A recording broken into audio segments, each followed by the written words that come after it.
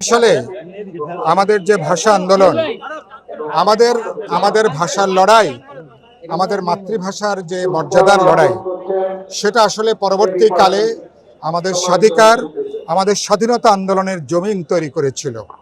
এবং এই ভাষা আন্দোলনের চেতনাতে বলতে পারেন ৫৪ সালে যুক্তফ্রন্টের নির্বাচন, পরবর্তীকালে ৬০ দশকের আইয়ুব শাহী বিরোধী যে আন্দোলন, ৬৯-এর গণঅভ্যুত্থান এবং তার প্রেক্ষিতে আমরা ১৯৭১ সালে আমাদের মহান মুক্তিযুদ্ধের মধ্য দিয়ে বলতে পারেন আমরা একটা স্বাধীন জাতি রাষ্ট্র হিসেবে আমাদের অভ্যুদয় ঘটে।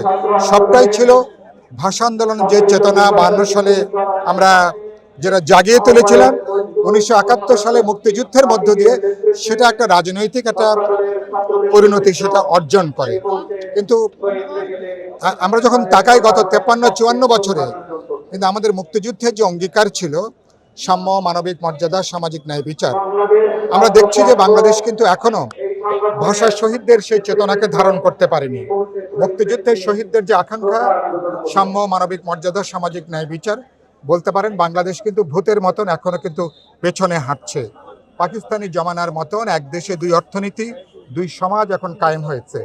কিন্তু এবারকার আমাদের ২০২৪-এর ছাত্র শ্রমিক জনতার যে গণজাগরণ, গণ অভ্যুত্থান, বলতে পারেন সেটা মুক্তিযুদ্ধের অসম্পূর্ণ জাতীয় কর্তব্যকেই সম্পন্ন করবার ডাক নিয়ে, প্রত্যয় নিয়ে এবারকার অভ্যুত্থান এবার হাজির হয়েছে।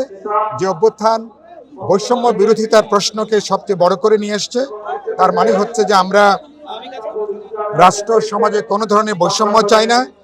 আমরা কোনো ধর্ম, জাতিগত অথবা কোনো গোষ্ঠীগত কোনো তার রাজনৈতিক অবস্থানের জন্য রাষ্ট্র তো তার কোনো নাগরিককে তার গণতান্ত্রিক অধিকার থেকে বঞ্চিত করবে না। এবারকার ভাষা আন্দোলনের বা ভাষা শহীদ দিবসের সবচেয়ে বড় ডাক হচ্ছে বাংলাদেশ হবে সাম্যভিত্তিক, বাংলাদেশ হবে অসাম্প্রদায়িক, বাংলাদেশ হবে গণতান্ত্রিক, মানবিক, একবিংশ শতাব্দীর উপযোগী একটা দায়বদ্ধ রাষ্ট্র এবং সমাজ। আমরা আশা করি যদি আমরা সে পথে এগিয়ে যেতে পারি, ভাষা শহীদদের প্রতি আমরা শ্রদ্ধা জানাতে পারবো, মুক্তিযুদ্ধের শহীদ এবং এই ২০২৪-এর গণ অভ্যুত্থানের শহীদদের প্রতি আমরা সর্বোচ্চ শ্রদ্ধা জ্ঞাপন করতে পারবো।